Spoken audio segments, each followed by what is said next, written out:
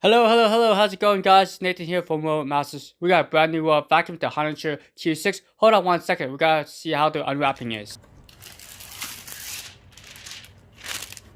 Wow, that's an amazing sound. Alright, let's see how well the Q6 does. And as a disclaimer, I did receive this product from the company at a 90% discount, so I just want to put that out there. So the first challenge I like to do is see how well the robot vacuum can navigate these objects. There's just a variety of different types of objects, and I felt like this HQ Lidar sensor was really good. It was able to detect most of the objects and go around them without actually bumping into them. There's only a few robot vacuums that I can think of that actually have this capability. I know a lot of manufacturers are starting to put newer sensors in the front of the robot vacuum, like cameras or even like sonar sensors, but I felt like the Q6 doesn't really need that because it was able to effectively go around these objects, and sometimes having like a camera system can hinder the performance of the robot vacuum when it's cleaning around the object, but we'll definitely check out later in the video how well the HQ actually cleans. I'm sorry, it's called the Q6, not the H6. It's just stuck in my head. Okay, so let's go ahead and check out the dry rate of the dustbin. We'll see how well this guy cleans. I like to break in the filters, so you may notice that dust and debris already in the robot vacuum. So it looks like the dry weight of the dustbin is about 10.45 ounces, and it can hold up to 600 milliliters of material. So for this challenge, I'm going to put down 2 ounces of material with like powder, candy, different sizes, and we'll see how well the HQ does. So this is the same cleaning challenge I did with the Roblox.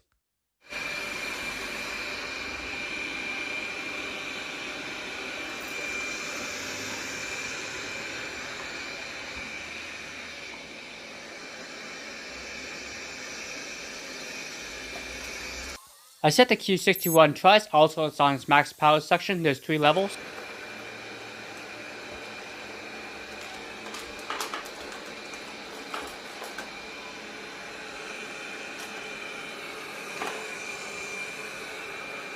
I really like to set up the H6 where it has a dual side brush design. It really allows the robot to get dirt and debris from both sides. Also, they're speed sensitive, so along the edges they speed up, and you may notice that in the open areas they actually slow down.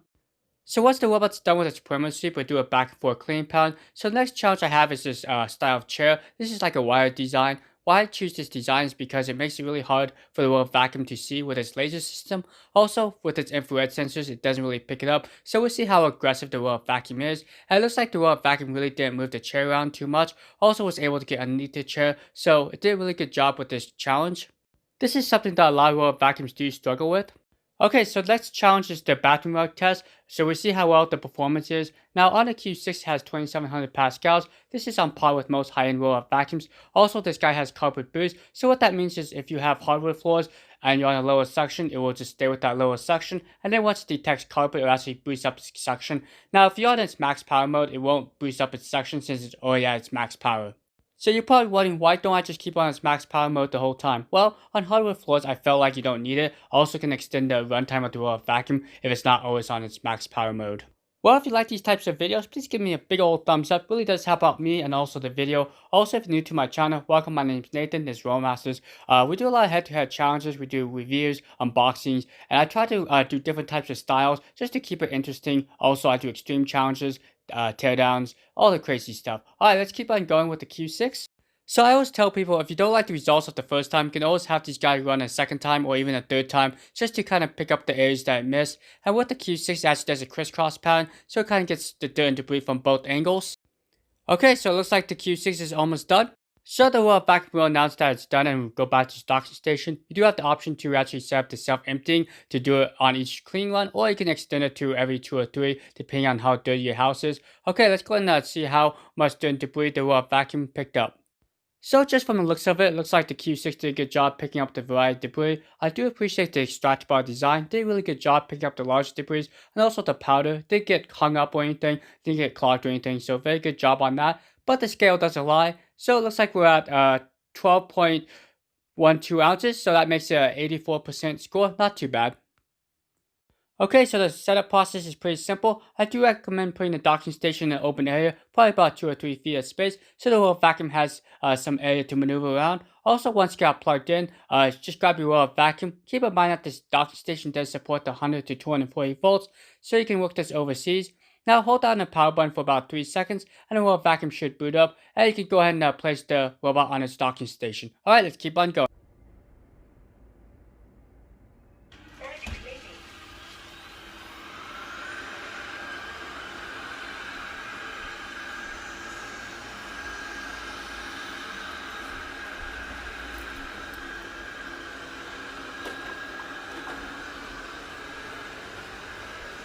Okay, so once you got the robot vacuum paired up, which is a pretty simple process, there is instructions, but if you have any problems, feel free to reach out to me and I'll be more than happy to walk you through it. The mapping process is pretty simple. All you have to do is just press the clean button on the robot vacuum, or you can just do that on the app, and right away you should be able to see a live map of your floor plan. Now, one thing to remember is the robot vacuum does have to start from the docking station and end from the docking station when it's doing its mapping. Also, I do recommend trying to clear all the areas and open up all your doors so the robot vacuum can reach all the areas you want it to map. Let's go ahead and check out the app here. I really like the logo. It's really cool. It's called HI Smart. Now, here's the main interface. If you had multiple vacuums paired up, for example, the Q5, it will actually show up here. I did do a review video on the Q5, so if you're looking for more of a basic vacuum, check out my video. I did cover a lot of information about the Q5. Alright, so once you click the icon of the Q6, you should be greeted with the main interface. Now, this is very similar to most vacuums with smart mapping. You get that large map right there, divided up in different colors. So what that represents is different rooms. Also, you have a bunch of different toggles down below, which we'll get into. Now, up top is the name of the vacuum, Honiture Q6. But if you don't like that, just click the little pencil icon, and you can actually change the name there. You also got device information. Tap to run automation allows you to change different automated tasks. So if you want more of a hands-off experience, you can play around with the automation system. Also, you got Alexa and Google Assistants, and you got offline notifications. You can share a device, create a group. Now, facts and feedbacks allows you to reach out to the company if there's an issue you have and they should get back to you. You also can check the device network and check for firmware updates. I believe I'm on the latest firmware, 0.1.6. Alright, let's go and jump back into here. Now, you notice the different colors. This actually represents different rooms. The robot vacuum did do a good job partitioning out my area. I didn't have to do this, but if you don't like the way it did it, you can always change it. So for example, I got my hallway and my laundry room area, so I can divide that up. So just go and select it. You can actually draw a little line across it. It does take some practice to get it right, but once you determined that it's correct, just go and select it. That's kind of a weird naming. They call it determine. I would just call it OK or confirm. But you can see now it changed colors. Now, if you don't like it, you can always do a regional merger. And yes, I'm determined to go back to the way it was. So select the two areas and select determine. And within a few seconds, it should go back to the same color. Very, very easy. Now let's go and do area. So one nice thing about areas, you can actually save up to multiple areas. So if there's something that you want the vacuum to clean, you can actually do that. So for example, maybe around your doggy bowls, you want the vacuum to clean since your dog makes a mess. Go ahead and do that. So I'll go ahead and do a little square there, and I can actually name it. So we'll call it, what's a good dog's name? I'll call it Huffy. I don't know. I don't even know if that's a dog's name area. And then there we go.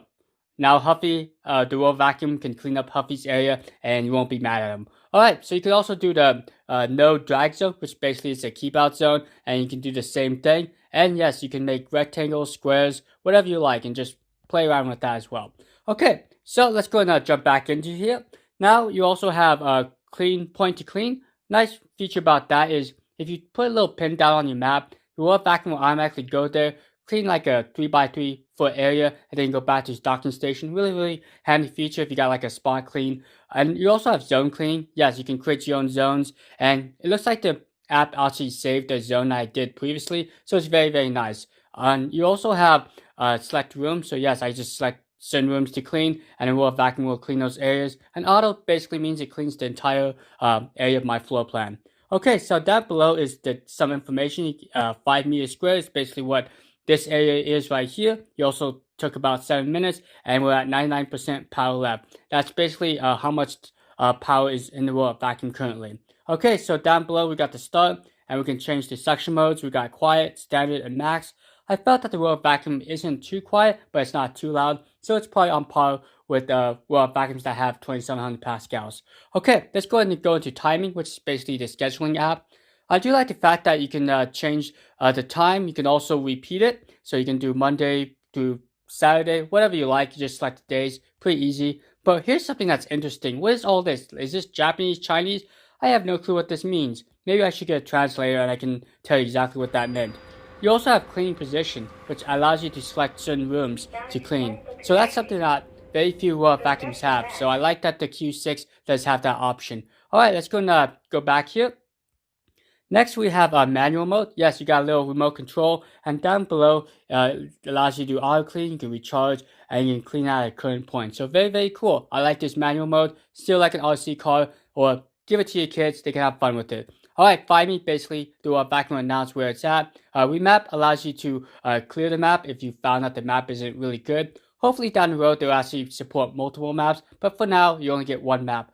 Dust collector. Okay, so this allows you to determine how many times you want the dustbin to empty on once every time it's done cleaning, or you can do it like twice. So if you don't have a messy room or a house, you could actually have the vacuum clean twice and then it will empty. So it's very nice, or you could actually do it right away down below. Okay, let's go and jump back here. You have auto boost. Basically, that's carpet boost. So once it detects carpet, as long as you're not on its max power mode, it will actually boost up its max power mode automatically. Record just basically gives you a history of what the vacuum's done. So basically, for one of my cleaning challenges, I did this area, and it tells you exactly where it's been and which areas it reached. Very, very nice.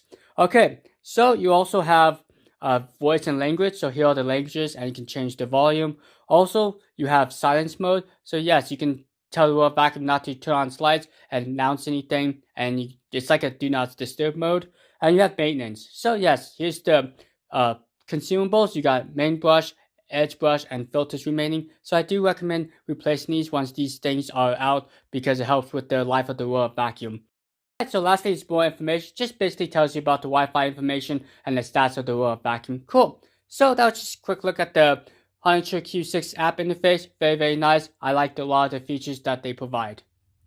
I have tested a lot of vacuums that can mop as well, and from what I tested, these things are designed for light mopping tasks. One thing to remember is the Q6 mopping system is gravity fed. What that means is there's actually two little filters that kind of drop the water onto the mopping pad, so you don't have control of when the water flow stops, so keep an eye on that. Also, the water tank is quite small, around 110 milliliters. So here's a look at the mopping system of the Q6. You notice those two little white dots? Those are the filters. Also, you can put in your warm or cold water right there. Now, keep in mind, I don't recommend chemicals because it could damage those water droplets. Now, the Q6 includes 10 disposable mopping pads, and you also get one washable mopping pad. I do like the fact they give you some options there. The water tank is quite small, around 110 milliliters, so it's really designed for smaller areas. Now, once you got the water tank all filled up, I do recommend pre-wetting the mopping pad so you kind of start the water flow of the filters. Once you got everything set up, go ahead and slide the mopping plate underneath the robot. I do recommend starting the mopping system right away because it's going to continue drawing water through the filters and it will just drip onto your floor. Alright, let's see how well the Honiture Q6 does going to a designated target point with a bunch of obstacles on the floor. Well, the navigation is top notch on the Q6, had no issues going to a designated target point. Okay, so the real question is, how well does the self-emptying bin work? You notice some dirt and debris that the royal vacuum picked just going around my house. This is just a real-life test, and we'll see if it can extract all this dirt and debris. And just as warning, it's quite loud, so I do recommend turning down the volume.